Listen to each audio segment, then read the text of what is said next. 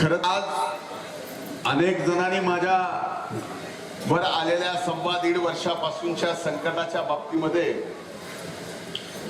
धोंडे साहेबांनी या ठिकाणी आठवण काढली. धोंडे साहेबांना आणि आपल्या सगळ्यांना मी या ठिकाणी जसं जन्माला आलोय तसं माझ्या पाठी संघर्ष. जन्माला आलो 4 महिने डोळेच उघडले. जन्मताच लिव्हरचा त्रास. कसा वाचलो देव जा.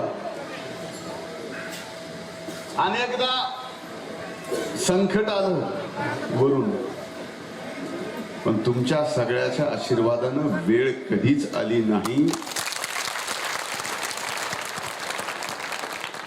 आणि असे कितीही संकट येऊ द्या, जे बोलायले त्यांना बोलू द्या. हे अध्यात्माचं व्यासपीठ नाही. मी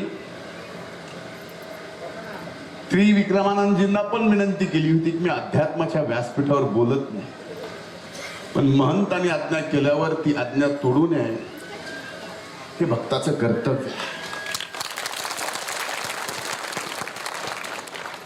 कितीही बोलले तरी मी 1.25 वर्ष बोललो नाही, आणखीनही बोलणार नाही.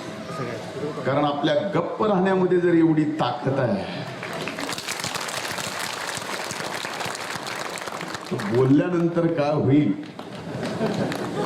आमच्या अक्का तिथं बसल्यात, आठवण काढली मोरळे अक्काची. पण एकीकडे वेगळी चर्चा आपण पाहतोय